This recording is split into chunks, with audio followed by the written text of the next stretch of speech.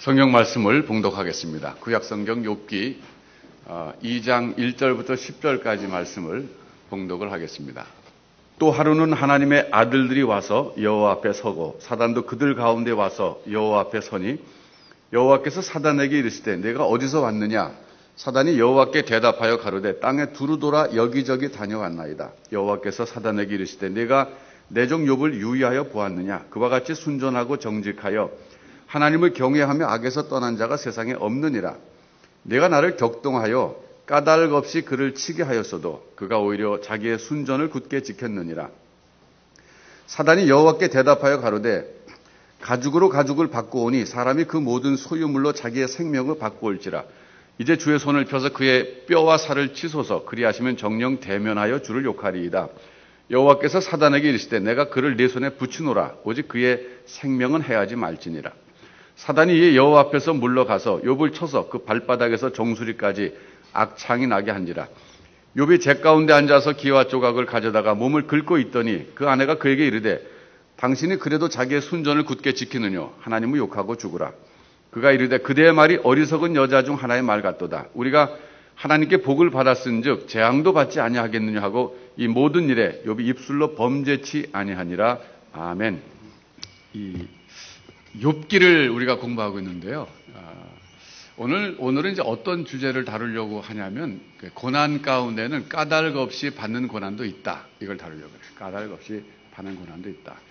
그 까닭이라는 게 뭐냐면 고난 받을 때는 뭔가 내가 잘못했기 때문에 고난을 받는다. 이게 이제 상식적인 이야기인데 성경 욥기를 보니까 어떤 고난은 잘못 안 했는데도 받는 고난이 있다는 거예요. 까닭 없이 받는 고난도 있다. 여러분, 우리가 보통 고난 당할 때 why라는 질문을 던집니다. 왜 내게 이런 고난이 닥쳐왔느냐? 이제 전통적으로 보면 우리 한국 사람들은 그 고난이 닥쳐왔을 때 왜 왔지? 그랬을 때 이해가 안 되면 팔자야 이렇게 하고 넘어갔어요. 제일 간단한 거예요. 팔자다. 의외로 여러분 그 사상이 굉장히 강해요. 우리 한국 사람들한테. 제가 거제도에 가다가 아주 오래전에요. 20년도 더 됐어요. 거제도에서 차를 몰고 가다가 길거리에 그 시골길인데 개를 이렇게 줄에다 길게 묶어놨어요. 그 집이. 그러니까 찾길에 막 나올 수 있도록 묶어놓은 거라 반일을 하고 있는데 근데 제가 지나갔는데 그 개가 뛰쳐나와갖고 저를 막 짖다가 제 차에 부딪혀서 죽었어요. 제가 최초의 대형 교통사고 낸 건데 그 섰죠. 사실은 제 잘못은 없습니다. 저는 그냥 지나갔을 뿐이에요. 근데 개가 뛰쳐나온 거예요. 근데 개가 죽더라고요, 금방.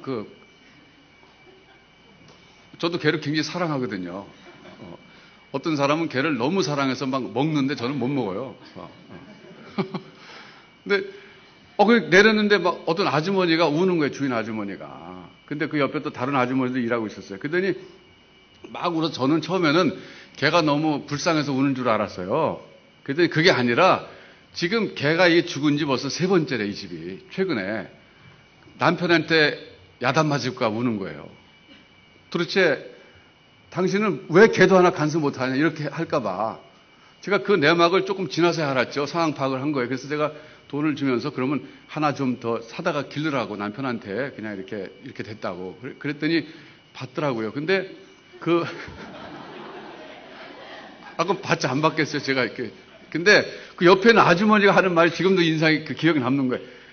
위로하는데 저기 당신네 집은 개가 안 되는 팔자야. 그러더라고요.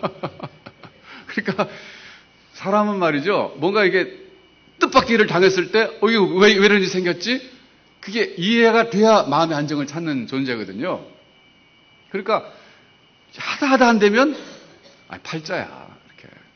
근데 우리나라 사람들은요, 의외로 운명론이 강합니다. 팔자가. 제가 아주 고전 옛날에 우리 학교에서 숙제를 줘서 읽었던 그 고전 스토리 가운데 이런 얘기가 있어요. 어느 도사가 어느 부잣집을 지나가다 이렇게 보니까, 그런 거 있잖아요. 왜 이렇게. 이 집에 기운이 서렸다가 들어가갖고 주인을 만나갖고, 당신 아들이 몇 년, 몇 월, 몇 시에 물에 빠져 죽을 팔자다. 이렇게 예언한 거예요. 그러니까 이 부잣집 주인이 놀래가지고 자기 아들 물에 빠져 죽는다니까 절대 이제 그날은 물에 안 내보내려고 막 그런 거예요. 보호하려고. 근데 결국은 그날에 그 방 안에 있던 가들이 죽었어요. 어떻게 죽었냐면 물에 빠져 죽는다 그러니까 물도 컵에다 안 주고 이 접시에다 줬거든요. 근데 접시에 코 박고 죽었대요. 근데 그거 읽을 때 옛날에 야, 도대체 이게 뭔가 이게 사람의 운명이라는 게 정해져 있나? 제가 물론 교회 다녔지만은 이제 중학교 때 읽었으니까 그러면서 우리나라 사람들의 그 사고 구조를 제가 이제 나중에 크면서 자꾸 생각해 본 거예요. 도대체 왜 그런 그 운명론 같은 게 우리나라 사람을 지배하게 됐을까? 그거는요, 꼭 우리나라 사람뿐만 아니라 인간은 자기 운명에 대해서 잘 모르는 거예요. 그리고 뜻밖의 그런 일을 당했을 때 해석을 해야 살아요, 사람은. 해석이 안 되니까, 그럼 이게 팔자야. 정해진 거야. 그러면 할 수 없는 거 아니에요. 받아들이는 거죠. 그래서 그런 그 어떤 그 메커니즘이라고 그러잖아요. 그런 메커니즘이 개발되지 않았을까. 여러분, 보통 우리 믿는 사람들이 고난을 당하면 두 가지 때문에 고통스럽습니다. 하나는 뭐냐면 그 고통 자체 때문에 괴로워요. 또 하나는 더 괴로운 건 뭐냐면 내게 왜 이런 고난이 왔는지 그 이유를 몰라서, 답을 몰라서 괴롭습니다. 제가 아주 오래전에 그때 서소문에 그 한전 부속병원이 있었거든요. 거기 신방을 갔는데 왜 갔냐면 그때 당시 제 모교인 평안교회에서 관리 집사님 하시던 분이 다쳤어요. 병원에 입원했어요. 그래서 제가 신방 간 겁니다. 근데 어떻게 다쳤냐면 교육관 건물이 5층이었는데 그 5층에서 이렇게 물 내려온 물통, 수통이 있는데 수통이 막힌 거예요. 거기에 찌꺼기가 막 껴가지고 오래되니까. 근데 한 3층쯤에서 막힌 거예요. 그래서 그걸 뚫어야 되니까 사다리 타고 올라가서 거기서 작업을 한 거예요. 그 수통을 막 열어가지고 이제 그걸 열어서 그 찌꺼기 제거해야 물이 내려갈 거 아니에요. 그래서 뚜껑을 여는데 거기 고였던 물이 확 얼굴을 그냥 막 그냥 팍 친 거예요. 그냥 쏟아져 나온 거야. 그러니까 놀래갖고 이렇게 다 그냥 떨어져 버렸어요. 3층 높이에서. 얼마나 많이 다쳤겠어요. 병원에 입원하셨다는 소식을 찾아갔어요. 갔더니 사람을 못 알아보겠더라고. 얼굴이 너무 부어가지고 이렇게 막 떨어질 때 얼굴도 떨어졌나 봐요. 이렇게 부어가지고서는 못 알아보겠는데 손도 붓고 막 그랬어요. 근데 붕대로 막 감아놨는데 저를 손 붙잡고 그 분 손을 저 붙잡고 전도사님 제가요 이거 벌 받는 거예요 그러더라고. 무슨 벌을 받아요? 그랬더니 한 얘기가 제가 군대 갔다 와가지고요 하나님께 제가 군대 가기 전인가 이랬대요. 내가 꼭 신학을 하겠습니다. 서원을 했대요.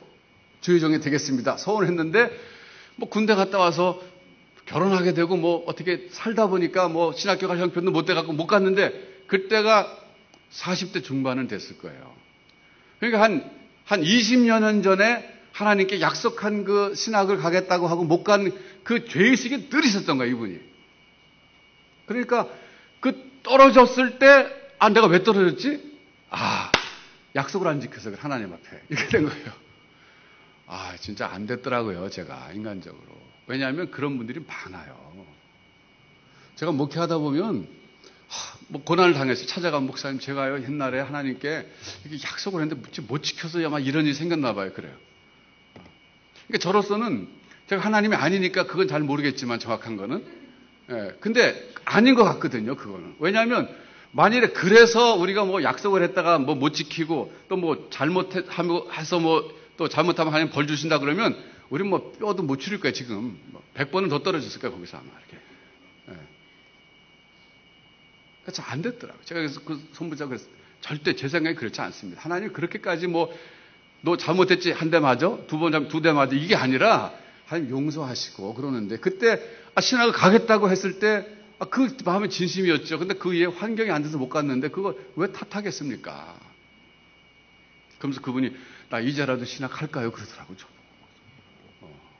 그러니까 그분의 그 죄의식 그걸 제가 느낄 수 있었어요. 그러니까 결국 뭐냐면 우리 믿는 사람들은 고통 당했을 때 그 집사님이 그 경우에 막 뼈가지 얼마나 아프겠어요. 온몸 쑤시는데 그 고통 플러스 하나님이 나를 치셨다는 내가 이게 잘못했기 때문에 그렇지 이 고난의 원인이 내가 죄를 졌기 때문이고 하나님께서 나를 치셨지 하니까 하나님과의 관계가 나빠진 거 아니에요. 결국은 그게 더 고통스러운 거예요.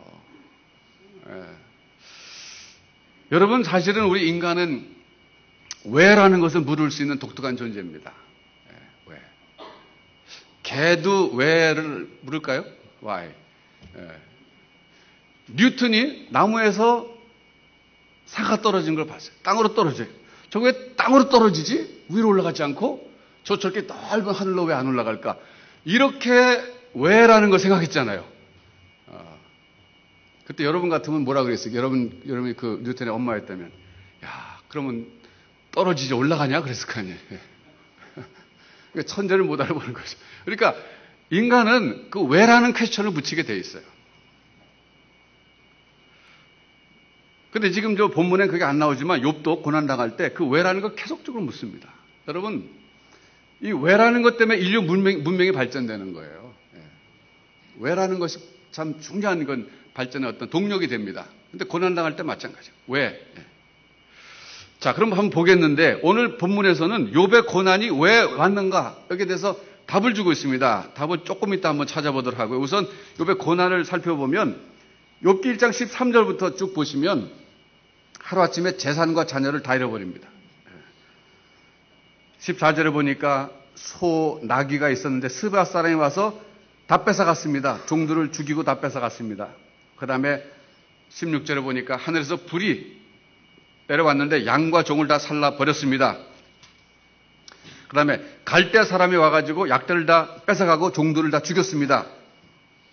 18절에 아직 말할 때 와서 이번에 당신의 자녀들이 집이 무너지면서 다 죽었습니다. 그런 거예요.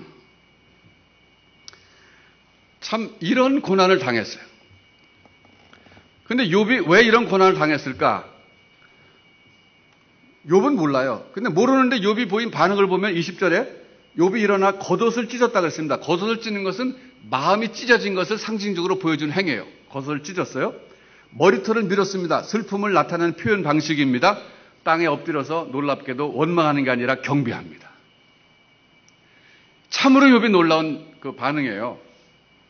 내가 모태에서 적신이 나와 싸운 즉 또한 적신이 그리로 돌아가올지라 주신 자도 여호와시요 취하신 자도 여호와시오니 여호와 이름이 찬송을 받으실지니이다 하고 이 모든 일에 욥이 범죄하지 아니하고 하나님을 향하여 어리석게 원망하지 아니하니라.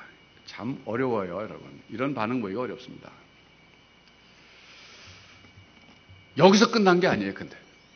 2장에 넘어가서 보면 다시 하루는 그러고 시작합니다. 또 하루는 하나님의 아들들이 와서 여호와 앞에 서고 사단도 그들 가운데 여호와 앞에 섰습니다. 이것은 하나님의 어전회의 장면을 지금 연상케 합니다.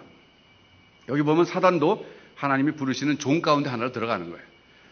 그런데 사단이 여호와께 여기저기 두루 돌아다니며 봤습니다. 그랬을 때 3절에 여기 보면 하나님께서 이렇게 말씀하십니다. 내가 내 종 욥을 유의하여 보았느냐? 그와 같이 순전하고 정직하여 하나님을 경외하며 악에서 떠난 자가 세상에 없느니라. 그 다음이 중요합니다. 내가 나를 격동하여 까닭 없이 그를 치게 하였어도 그가 오히려 자기의 순전을 굳게 지켰느니라 그랬어요. 자, 여기 보면 말이죠. 욥이 고난당한 이유에 대해서 하나님께서 분명히 밝혀주시는데 이건 까닭 없이 당한 고난이다 그렇게 말했어요. 다시 말하면 욥이 잘못했기 때문에 받은 고난은 아니다 하는 걸 분명히 밝혀주신 거예요. 하나님께서 욥의 결백을 밝혀주신 거예요, 벌써. 욥은 잘못해서 받은 게 아니다, 이거예요. 그러면서 또 한 가지 흥미있는 것은 여기 보면 내가 나를 격동하여 그를 치게 하였어도 그랬어요. 그러니까 욥이 고난당한 것은 사탄이 그렇게 했지만 사실은 하나님 말씀하시기를 궁극적으로는 하나님이 욥을 치셨다 이렇게 말씀하고 있어요. 그러니까 하나님의 허락하여 했기 때문에 결국은 하나님이 욥을 치신 것이라고 하나님 자신이 분명히 말씀하고 계신 거예요. 실망스럽죠. 저는 실망스럽습니다. 차라리 사탄이 졌다 그러는 게 낫지. 하나님께서 왜 사랑하는 자녀를 사탄이 치는 거 허락하셔서 치게 하셨을까? 보호해 주셔야지. 우리 그렇게 생각하는 거예요. 그래서 실망스럽습니다. 근데 여러분, 여기서 우리가 정리해야 될 게 뭐냐면 하나님의 주권이라는 개념이에요. 하나님의 주권. 하나님께서 주권적으로 결정하셔서 허락하신 것이고 그래서 결국은 하나님께서 그를 치신 것처럼 돼버린 거예요. 하나님의 주권에 대해서는요, 제가 청소년 시절에 처음 듣고 그 개념을 이해하는데 굉장히 고통스러웠던 그런 경험이 있습니다. 하나님의 주권과 인간의 절대 자유의지, 이 두 가지 개념이 서로 있어요. 하나님의 주권과 인간의 자유의지. 근데 이 두 가지에 대해서 성경은 다 말합니다. 하나님은 절대 주권자이시다. 하나님의 뜻대로 모든 걸 다 하신다. 이렇게 얘기하고 있고, 또 하나는 인간은 그러나 자유의지를 가진 존재다. 그래서 자기의 모든 도덕적 행동에 대해서 책임을 져야 된다 이거예요. 두 가지 모순입니다. 논리적으로 모순이에요. 논리적으로. 제가 10대 후반하고 20대 초반에 이걸 해결하기 위해서 굉장히 고민했어요. 예수 믿으면서. 도대체 하나님이 모든 것을 결정하시고 주권적으로 해나가신다면 인간의 책임이 어디 있는가? 하나님 다 책임지셔야지. 이렇게 논리적으로 되잖아요. 근데 성경은 또 그렇게 말 안 해요. 하나님은 죄를 조장하신 분이 아니시고 죄를 창조하신 분도 아니라고 말해요. 그러니까 만물을 창조하셨지만 죄는 아니라고 말하는 거예요. 그러니까 여기서 모순이란 말이에요. 제가 이걸 해결하는데 몇십 년 걸렸어요, 사실은. 아직까지 100% 해결은 안 됐지만 제 나름대로 해결한 것은 두 가지를 찾아냈습니다. 하나는 뭐냐면 하나님에 대해서 내가 다는 모르지만 한 가지 분명히 아는 것은 있다. One thing I know. 한 가지 분명히 아는 것은 있다. 왜? 보지 못하던 사람이 봤을 때, 눈 떴을 때 사람들이 그분이 메시아라고 생각하느냐, 그리스도라고 생각하느냐, 그러니까 나는 그런 건 몰라도 내가 one thing I know, 내가 한 가지 분명히 아는 것은 내가 전에는 소경이었다, 지금 보는 거, 그거 내가 분명히 압니다. 그랬잖아요. 참 교묘하게 잘 빠져나갔어요. 그러나 그게 진실이었습니다. 거기서 제가 그걸 인용해갖고 내가 답을 한다면, 전 하나님이 어떤 분인지 다는 모르겠어요. 그러나 한 가지 분명히 아는 것은 one thing I know, 하나님은 우리를 사랑하는 사랑의 하나님이라는 사실을 압니다. 저게 그게 굉장한 답이었어요. 어느 정도로 사랑하시냐면은 그 아들 예수 그리스도를 죄인의 모습으로 보내셔서 대신 십자가에서 못 박혀서 죽이실 만큼, 그래서 우리를 구원하시는 만큼 우리를 사랑하시는 사랑의 하나님이라는 사실을 깨달았을 때 전 하나님의 절대 주권 문제를 넘어갈 수 있었어요. 내가 다는 모르겠다, 이게 하나님 절대 주권에 대해서. 그러나 한 가지 내가 분명히 하는 것은 그럼에도 불구하고 하나님은 사랑의 하나님이시다. 나를 사랑하시는 하나님이시다. 그거예요. 두 번째, 그 문제를 극복할 수 있었던 두 번째 대안은 뭐냐면,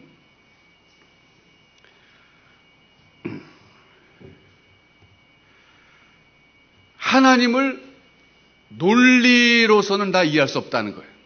논리. 여러분, 논리라는 것이 하나님의 절대 주권과 인간의 자유의지는 논리적으로 부딪히거든요. 맞지가 않아요. 그러니까 모순이 그거잖아요. 이 창은 뭐든지 다 뚫습니다. 이 방패는 아무 곳에서 뚫리지 않습니다. 그게 모순이잖아요. 그게 모순이거든요. 그런데 하나님 절대 주권이 있습니다. 인간의 자유의지가 있습니다. 모순이거든요. 근데 제가 어떻게 이걸 넘어갔냐면 그 논리라고 하는 것도 피조물인 것을 알았을 때 넘어갈 수 있었어요. 논리라는 것은 하나님 만드신 그것도 일종의 형체가 없는 것이지만 그것도 피조물이에요. 그러니까 시간과 공간, 이것도 피조물입니다. 하나님 시간과 공간을 뛰어넘으시는 분이시고 넘어서 존재하신 분이시고, 논리라고 하는 것도 인간, 시간과 공간 속에서 살아가는 인간에게 이해하는 방식일 뿐이지 하나님의 세계 전체를 논리로 이해할 수는 없습니다. 제가 그것을 깨닫고 나서는 넘어갈 수 있었어요. 그러나 아직까지 제가 100% 다 이해했다고는 제가 말씀 못 드려요. 다만, 이 욥의 경우, 하나님의 절대 주권을 가지신 하나님께서 욥이 고난받도록 허락하신 것이고, 궁극적으로 하나님 자신이 욥을 내가 쳤다 이렇게 말씀하신 거예요. 이해할 수 없어요. 이해할 수 없지만, 그 하나님 절대 주권을 넘어가는 방법은 뭐라고요? 하나님은 그럼에도 불구하고 사랑이시다. 나를 진정으로 사랑하시는 분은 하나님밖에 없다 이거예요. 그리고 인간은 논리적으로 하나님 하신 일을 다 이해할 수는 없다 그거예요. 하나님 논리 바깥에서 계시는 분이기 때문에, 초월적인 존재이기 때문에 하나님 논리 안에 가두면 안 된다. 이런 생각을 통해서 제가 간신히 극복할 수 있었어요. 저는 여러분들도 그걸 통해서 좀 극복할 수 있으면 참 좋겠어요. 근데 한 가지 또 감사한 건 뭐냐면요, 하나님의 절대 주권이 차갑게 느껴지는 것 같지만 사실은 따뜻한 겁니다. 왜 따뜻한 거냐면, 하나님은 절대 주권자이시기 때문에 은혜를 베푸실 수 있는 분이에요. 은혜라는 건 뭐냐면, 죄인이지만 하나님이 사랑을 주시는 거 은혜라 그래요. 죄인은 마땅히 벌을 받아야 돼요. 그렇지만 하나님은 절대 주권자이시기 때문에 죄를 범한 사람에게 벌을 줘야 된다는 그 법칙에 묶이는 분이 아니라 그걸 뛰어넘는 주권자이시기 때문에 오히려 역설적으로 그러기 때문에 죄인들에게도 은혜를 줄 수 있는 겁니다. 그래서 우리가 은혜 받을 수 있는 거예요. 그러니까 하나님의 절대 주권이라고 하는 것을 어느 각도에서 보느냐에 따라서 그게 차갑게 보이고 따뜻하게 보이고 그런 거예요. 저는 따뜻하게 보입니다. 깨닫고 나니까. 왜? 그렇기 때문에 제가 살아남을 수 있는 거예요. 오히려 역설적으로 하나님 절대 주권을 가지시고 죄인인 나까지도 하나님이 죄인은 벌을 준다는 그 원칙을 뛰어넘어서 역사할 수 있는 분이거든요. 그러니까 내가 은혜 받을 수 있는 거예요. 그러니까 하나님이 절대 주권이 없었으면 나는 큰일 날 뻔했죠. 이 문제는 제가 앞으로 가면서 조금 더 다룰 거예요. 여러분 좀 오늘 기점으로 해서 좀 사색을 해보십시오. 여러분 욥기를 들으시는 동안엔 좀 철학자가 되면 좋겠어요. 신학자가 되시고 좀 자꾸 사색을 좀 해보세요. 사색을. 요새는 사색을 하지 않고 검색만 한다고 해서 문제를. 검색. 모르면 전부 구글에 가서 물어보고 구글 선생님한테 검색만 하고 좀 본인이 사색을 해야 되는데 큰일 났어요 지금 우리. 너무 지금 단순해져요 사람들이.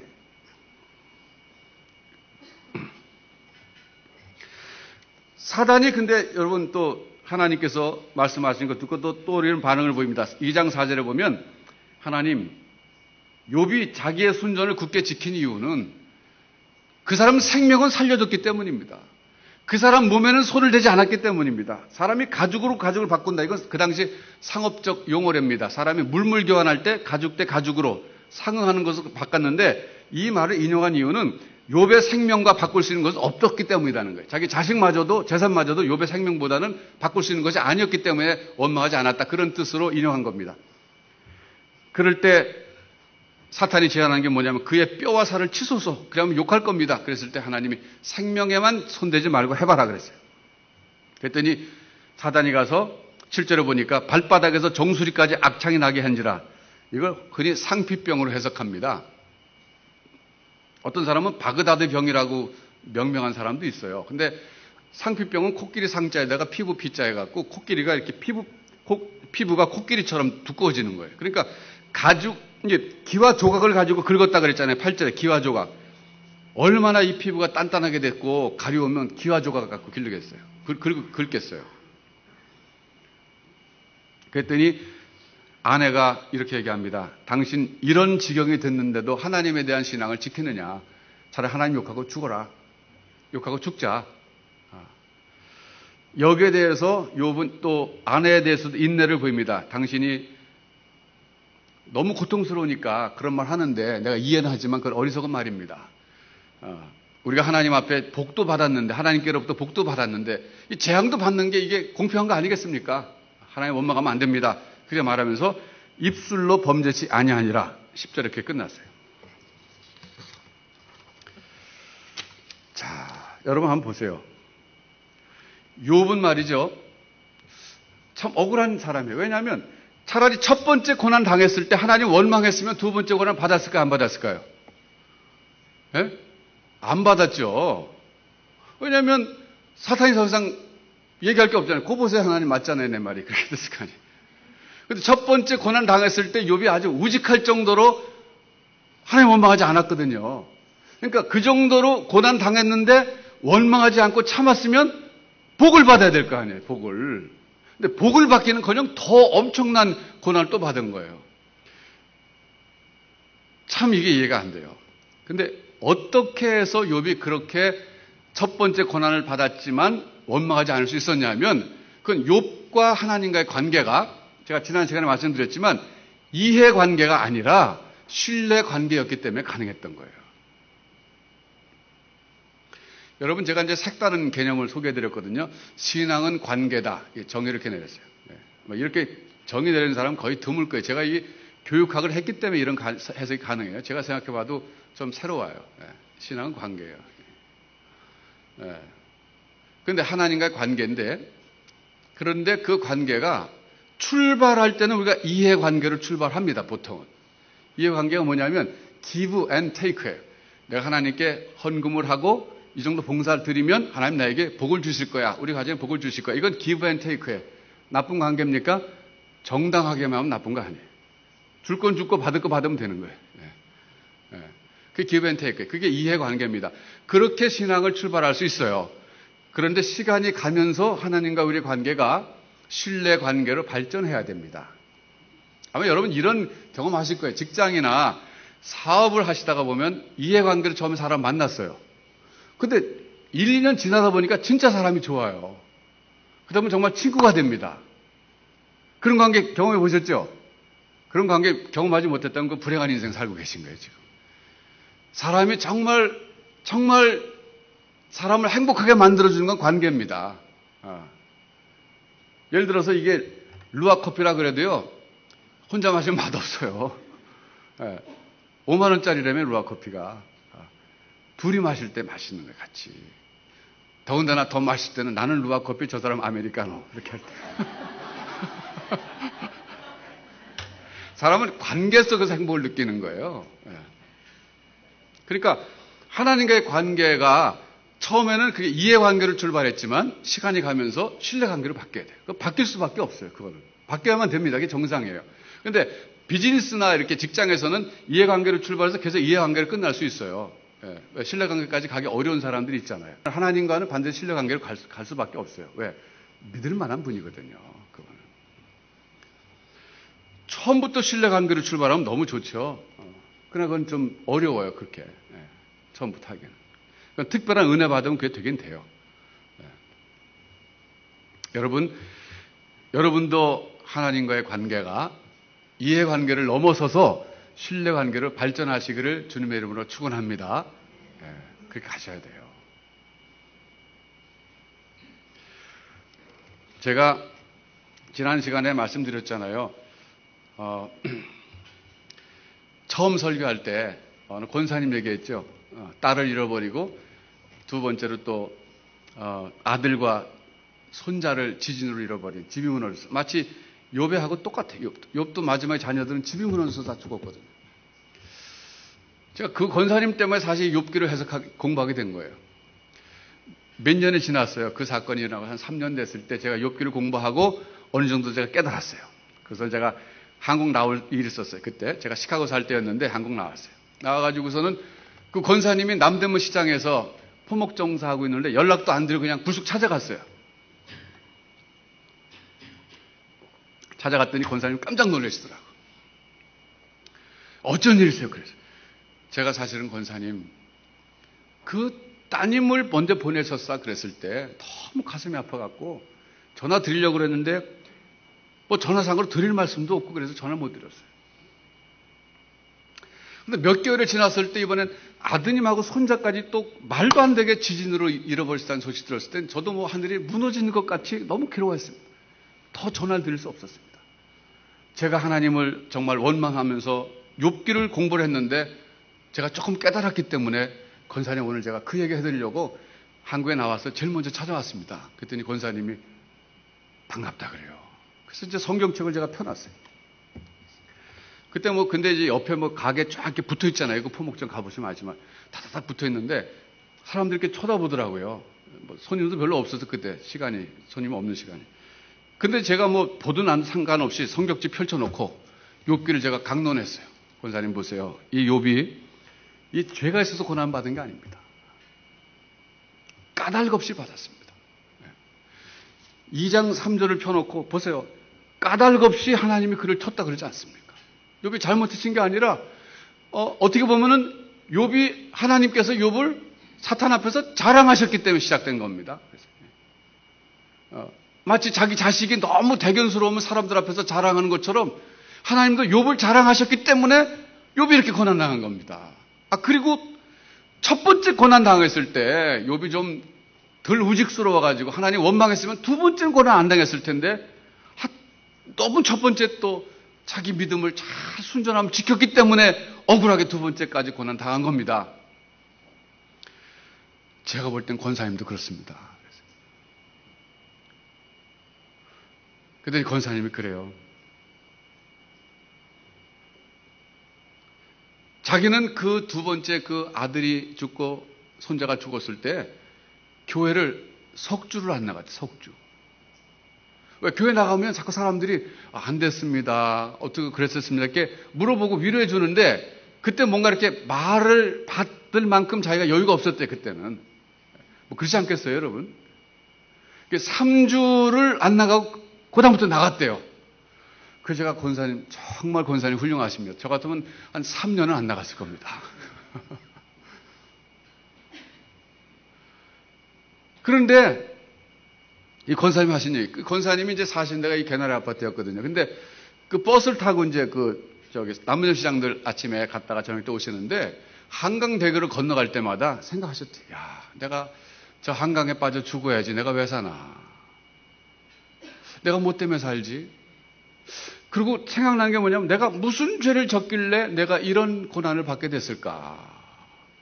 이러시면서 오늘까지도 다니셨다는 거예요. 저를 만난 그 순간까지도. 벌써 한 3년 지났는데. 그래서 제가 권사님 붙잡고 그랬어요. 권사님, 보셨잖아요. 권사님이 죄를 졌기 때문이 아니라, 권사님이 뭐 죄인이 아니라는 건 아니죠.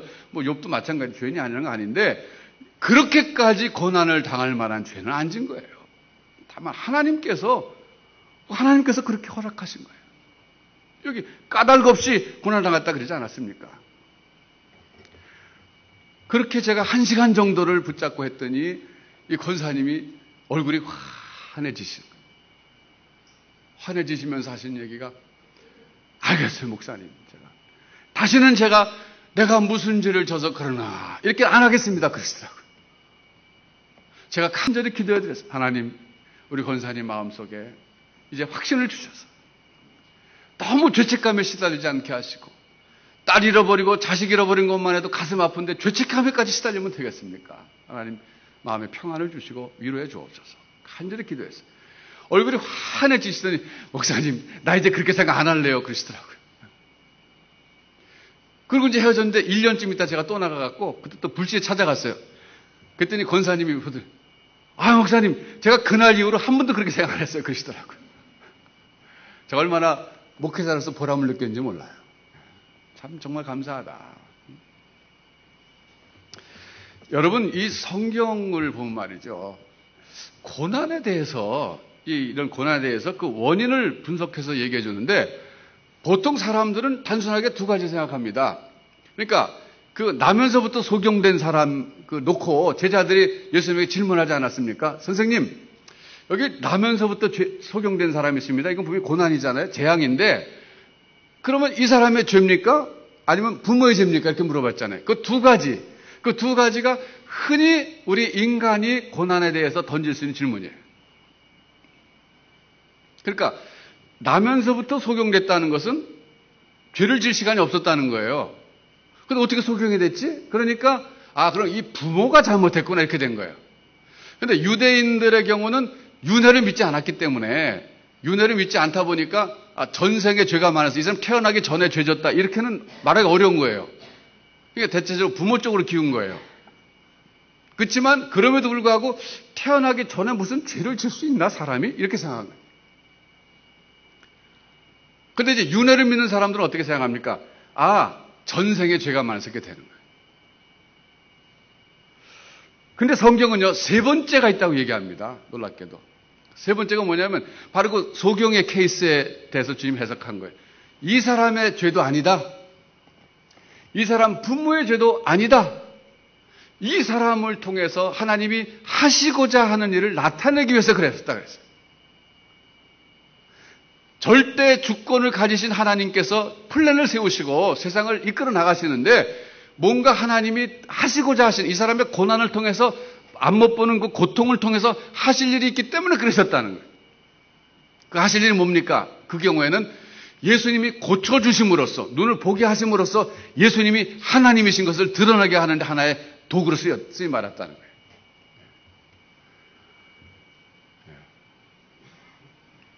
그러니까 성경은 그렇게 제3의 경우를 말하고 있어요. 여러분 보세요. 제가 전에도 불교를 비교해서 말씀드렸지만 오늘 다시 한번 합니다. 불교의 경우는 철저하게 인과응보입니다. 그러니까 나면서부터 소경됐다 하면 그건 전생에 업이 많았을 게 돼요. 그거는 뭐 100이면 100 그렇습니다. 그래서요, 그거는 뭐 제가 지난번에 disappointment with God 그랬잖아요. 하나님께 실망함 얘기했지만 disappointment with 부처님 이건 없어요. 부처님은 나면서부터 소경된 사람이 와서 내가 왜 이랬습니까? 그러면 너 전생에 죄가 많아서 그래. 그러면 그 책임은 뭐예요? 본인에게 있는 거예요. 그러니까 자유의지적인 존재로는 인정합니다. 근데 부처님이 절대 주권을 가지고 세상을 통치하시는 것으로 말씀 안 하신다고요. 그 차이점이 있어요. 네. 그리고 불교는 어떻게 보면 그 부처님도 그 윤회 그 사슬을 끊고 해탈하신 분이고 붓다가 되신 분이기 때문에 그 부처님보다도 더 위에는 어떤 원리가 있어요. 프린스플이 있어요. 그게 뭐냐면 인과응보라는 원칙입니다. 여러분, 제가 나름대로 생각할 때는 인과응보라는 원칙은 자연현상을 바라보고서 깨달은 진리예요. 콩 심은 데 콩 나고 팥 심은 데 팥 난다. 이게 인과응보거든요. 그런데 그것을 사람의 인생에다가 적용한 원리가 인과응보예요. 네. 다시 말씀드릴게요. 자연현상을 관찰해서 찾아낸 자연 법칙을 소위 인간의 삶에다가 법칙으로 그대로 대입시킨 거예요. 근데 맞을 때도 있지만 안 맞을 때가 있다는 거예요. 그게. 네. 하나님이 이적을 행하셨다는 것은 자연 법칙을 살짝 정지시켜 놓고 법칙을 뛰어넘어서 역사하실 때 초자연적인 현상이 나타나는 이적이라 그래요. 그런데 인간의 삶에 하나님께서는 주권적으로 개입하시기 때문에 그런 법칙이 작용하지 않을 때가 많이 있어요. 저는 이렇게 생각합니다. disappointment with God. 이것이 상당히 좀 우리를 좌절시키긴 하지만 그래도 그게 낫지 않느냐. 실망할 대상이라도 있는 게 그래도 교제가 된다는 거 아닙니까? 역설적인지 모르지만 불교의 경우는 인격적 신이 아니기 때문에 더군다나 그 절대 주권을 갖고 사람의 삶을 컨트롤하는 게 아니라 사람은 자기 자신이 심은 대로 거두기 때문에 그건 자업자득이에요. 그게 자업자득이거든요. 차갑습니다. 외롭습니다. 원망하고 불평할 대상인 신도 없어요. 누구를 원망할 수 있는 게 아니에요. 그러나 여러분, 미움보다도 더 고통스러운 것은 잊어버림이라고 하지 않습니까? 인간관계에 있어서. 그래서 누구를 미워한다는 것은 아직까지 애정이 있다는 거예요. 잊어버렸다는 것은 이미 관계가 끝났다는 거예요. 뭐 약간 이런 세상적 얘기가 될지 모르지만 저는 그래서 뭘 말하고 싶으냐면 인격적인 하나님이 계시다는 사실. 하나님이 때로는 우리를 실망시키는 것 같지만 그 하나님이 계신 것이 오히려 따뜻하게 느껴진다. 저는 이 말을 하고 싶은 거예요. 물론 세상에서 보면 말이죠. 예수님께서도 분명히 어떤 고난은 죄 때문에 왔다는 거 밝혀주셨어요. 요한복음 5장 14절에 가서 보시면 38년 된 병자를 고쳐주셨습니다. 그런데 그 병자를 향해서 주님 말씀하시기를 더 심한 것이 생기지 않게 다시는 죄를 범치 말라 그러셨어요. 그러니까 그 경우는 분명히 죄 때문에 고난이 온 거예요. 그러니까 예수님께서 고쳐주십니다. 그럼에도 불구하고 고쳐주시는데 고쳐주시면서 하신 말씀이 더 심한 것이 생길 수 있으니까 다시는 죄를 범치 말아라 그러셨어요. 그러니까 이 성경에서 지금 계속 말씀하는 건 뭐냐면 고난에는 원인이 있는데 제일 흔한 것이 사실은 자기가 잘못했기 때문에 받는 고난이에요. 그런 어떤 고난은 그 나면서부터 소경된 것처럼 욥의 경우처럼 하나님의 하시는 일을 나타내시기 위해서 주시는 고난이 있어요.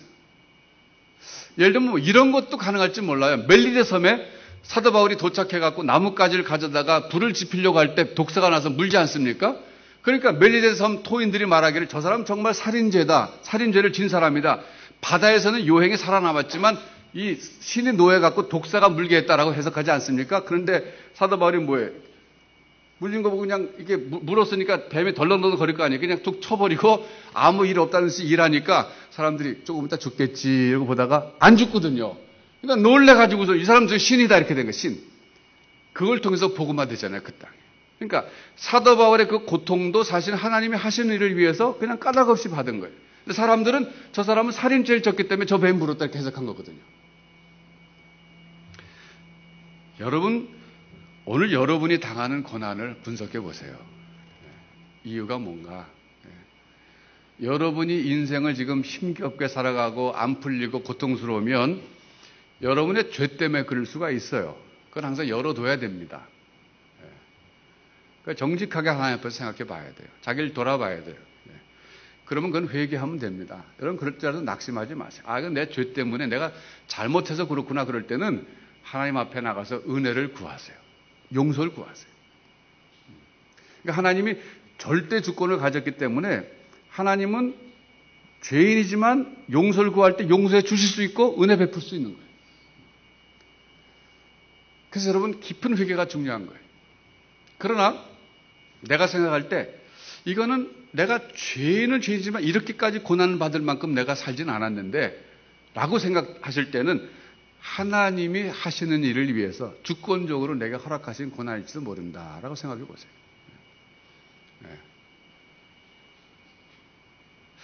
안타깝게도 욥은 아직까지는 그걸 깨닫지 못하고 괴로워해요. 나중에 깨닫고 이제 42장쯤 가면 깨닫고 좀 거기서 그 죄의식에서 또 해방되지만 지금 그러지 못해요. 그러니까 제가 아까 초대 말씀드렸지만 그 관리 집사님 떨어졌는데 그 떨어져서 온몸이 막 지금 쑤시는 상황에서도 더 고통스러운 것은 하나님 나를 치신 게 아니냐. 내가 서약한 것을 소원한 걸 갚지 못했기 때문에 이럴 때 얼마나 고통스럽습니까? 그러니까 여러분 제가 여러분에게 그래서 말씀드리는 거예요. 여러분이 말할 수 없는 고통을 당하고 계시는데 그 고통 자체도 참 힘든 데다가 내가 하나님 앞에 잘못했기 때문에 이렇게 고통당하는 거라고 생각하면 얼마나 더 힘들겠어요.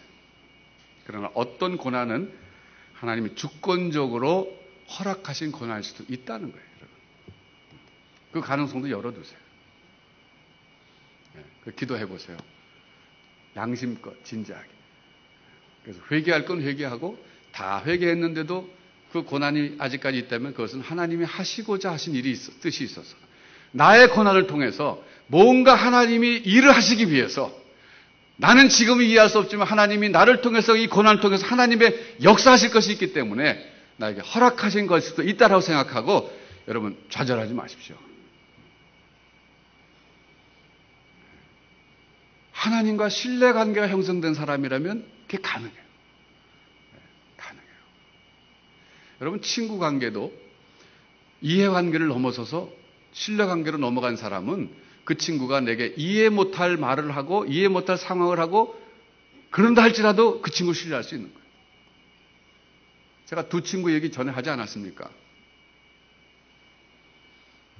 두 친구 얘기. 프랑스 혁명에 있었던 그 시절에 못 들으신 분들 다시 한번 할게요. 그 소설에 나온 얘기예요. 두 도시 이야기, 투 테일 스토리에서 나오는 그 소설에 나온 이야기인데 그 한 친구가 이제 감옥에 갇혔는데 억울하게 갇혔어요. 죄가 없는데. 근데 사형 선고가 떨어졌습니다. 그래서 이제 죽을 날짜가 다가오는데 마지막으로 간수에게 부탁합니다. 내가 어머니를 한 번만 보고 와서 죽겠습니다. 그러니까 간수가 당신은 참 괜찮은 사람 같은데 어쨌든 안 됩니다. 그랬어요. 그랬더니 그럼 내 친구가 대신 갇혀 있을 겁니다. 내가 안 돌아오면 그 친구가 다 형벌 받을 겁니다. 그래서 막 그 당시에 됐던 모양이에요. 사회적으로. 친구가 대신 갇힙니다. 그래서 이제 이 친구가 어머니를 보러 가서 언제까지 돌아오기로 약속했는데 돌아온 시간이 돼도 안 돌아오는 거예요. 그러니까 감옥에 갇힌 사람 보고 친구 보고 간수가 놀리는 거예요. 네가 믿은 네가 바보지. 세상에 죽겠다고 돌아오는 친구가 어디 있겠냐. 너 속은 거다. 그러니까 자기는 아니더라는 거예요. 반드시 이 친구는 올 거다. 못 온다고 치면은 뭔가 이유가 있을 거다. 난 그렇게 죽겠다는 거야 대신. 그런데 그 친구가 사형 선고를 이제 사형을 집행하려고 사형장에 끌어나가서 거의 집행하려고 그럴 때 막 친구가 달려오는 거예요. 멈추라고 내가 지금 왔다고 그렇게 얘기했어요. 그랬더니 그 간수도 놀라고 친구는 뭐 당연하다니 저 친구 저럴 줄 알았다. 알고 봤더니 혁명이 일어나가지고 길이 막혀갖고 오는데 시간이 더 걸렸던 거예요. 그 모습을 보고 저 친구는 억울하게 감옥에 갇힌 게 틀림없다고 해서 풀어줬다는 거예요. 찰스 디킨스라는 소설가가 쓴 Two Tales, The Tales of Two Cities 여기 나오는 거예요. 두 도시 이야기 나오는 소설이에요. 제가 그걸 보면서도 참 좀 감동을 받았어요. 정말 진실한 친구 관계다. 이 신뢰 관계죠. 제가 그걸 보면서 깨달은 것은 하나님에 대해서 내가 이렇게 못 믿을 게 어디 있겠는가 그거였어요. 친구도 그렇게 믿는다면 하나님에 대해서 내가 못 믿을 게 뭐가 있겠는가. 난 100% 믿겠다. 어떤 일이 있어도 난 믿겠다. 뭔가 지금 내가 이해가 안 돼도 한 가지 분명히 믿는 것은 one thing I know. 하나님은 나를 사랑하신다는 거예요. 하나님 나를 사랑하신다는 거예요. 그걸 믿기 때문에 내가 어떤 상황에서도 하나님을 붙잡겠다. 이렇게 결심을 했습니다. 여러분도 그런 상황이 있다면 한번 생각해 보세요. 절대적으로 하나님을 신뢰할 수 있는 좋은 기회입니다. 하나님과의 관계가 정말 깊어질 수 있는 찬스예요. 하나님 원망하지 않고 끝까지 나가보실 때 하나님께서 마지막에는 놀랍게 축복하실 줄로 믿습니다. 그 권사님의 삶도 하나님 축복하셨어요. 개인적인 이야기 때문에 축복의 내용을 말씀드릴 수 없지만 하나님이 회복시켜 주시고 손녀들 잘 되게 하시고 참 환경을 참 아름답게 하나님 축복해 주셨어요. 최근까지도 그래요. 그래서 하나님을 신뢰하시고 낙심하지 마시기를 바랍니다. 기도하겠습니다. 우리 시간 한번 기도하겠어요. 하나님, 저도 하나님과 이해관계를 넘어서서 신뢰관계로 들어가게 해 주옵소서. 어떤 상황에서도 내가 하나님을 찬양하며 하나님을 붙잡게 해 주옵소서. 나에게도 그런 정말 깊은 인격적인 신앙을 허락하여 주옵소서. 이제 같이 한번 나 자신을 위해서 기도하고, 특별히 여러분 주변에 내가 아는 친구 가운데 말할 수 없는 고난이 속에 있는 친구가 있다면 그 친구 위해서 기도하세요. 하나님 그 친구에게 찾아가 주시고 하나님을 전적으로 신뢰하는 가운데 일어서게 하여 주옵소서. 같이 한번 기도하겠습니다. 하나님 아버지, 시간 기도합니다. 어떤 상황이 있다 할지라도 하나님 낙심하지 말게 해주시고, 하나님 아버지 믿음으로 하나님을 절대적으로 신뢰함으로 승리하는 저희가 되게 하여 주옵소서. 하나님은 나를 사랑하시고 우리를 변치 않게 사랑하신다는 사실을 붙잡고 어떤 상황 속에서도 하나님을 원망하지 않고 찬양하는 저희가 되게 하여 주옵소서. 끝까지 하나님을 신뢰하는 가운데 나의 고난과 나의 환경을 통하여 하나님이 하시고자 하는 일을 이뤄내는 것을 보고 찬양하게 하여 주옵소서. 잡아 주시옵소서. 우리 시간 찬양으로 하나님 앞에 고백하겠습니다. 모든 상황 속에서 주를 찬양할 때, 모든 상황 속에서 주를 찬양할지라, 주를 찬양할지라.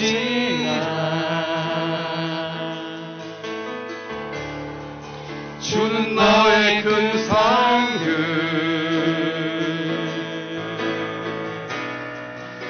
큰 도움이시라.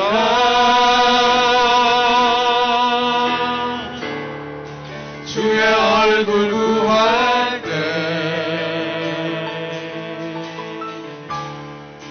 주의 영을 부수사 크신 사랑 안에서 주를 보게 하소서. 내 영혼이 확정되고 확정되어 싸우니 믿음의 눈 들어 주를 바라봅니다. 내 영혼이 확정되고 확정되어 싸우니 믿음의 눈 들어 주를 바라봅니다. 다시 한번 고백하겠습니다. 모든 상황 속에서, 모든 상황 속에서 주를 찬양할지라. 주는 너의 큰 상급, 주는 너의 큰 상급,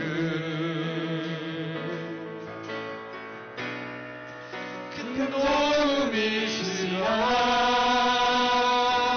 주의 얼굴 구할 때, 주의 얼굴 구할 때 주의 영을 부수사 크신 사랑 안에서 주를 보게 하소서. 주를 보게 하소서. 내 영혼이 확정되고 확정되어 싸우니 믿음의 눈 들어 주를 바라봅니다. 내 영혼이 확정되고 확정되어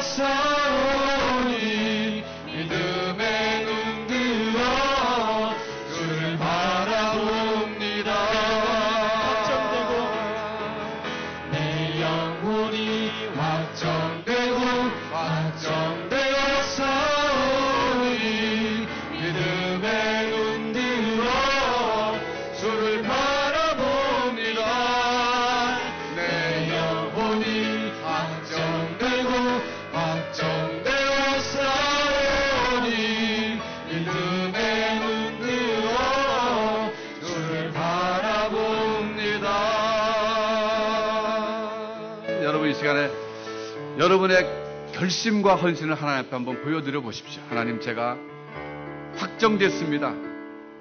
믿음의 눈을 들어서 주만 바라보겠습니다. 내가 이해돼서 믿는 것이 아니라 하나님을 신뢰하기 때문에 믿겠습니다. 하나님 믿습니다.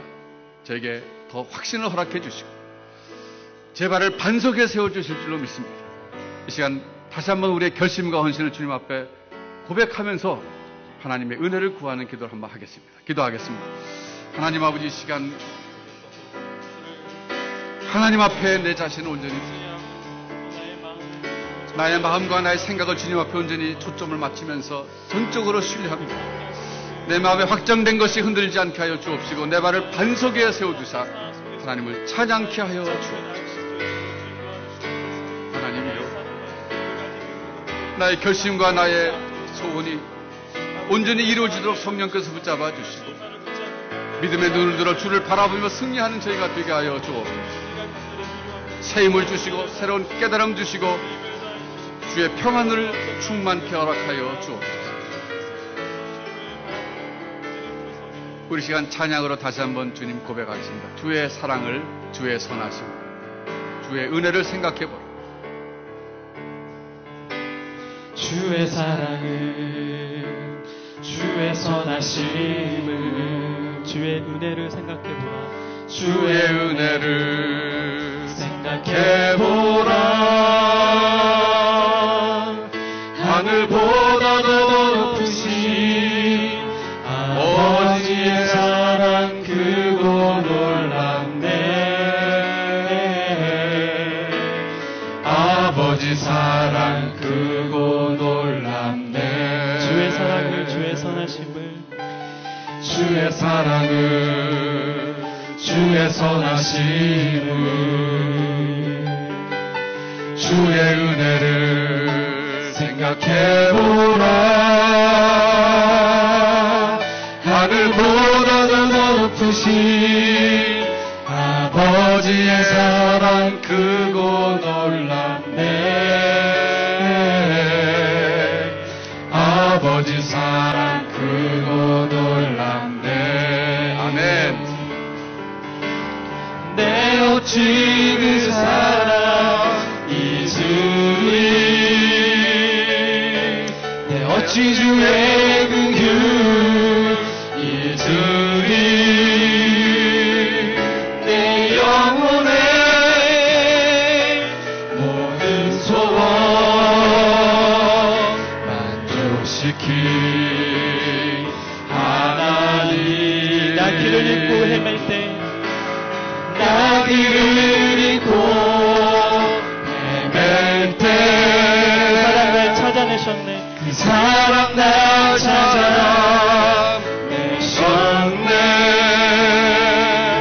내 영혼의 모든 소원 만족시킨 하나님. 주의 사랑은, 주의 사랑을, 주의 선하심을,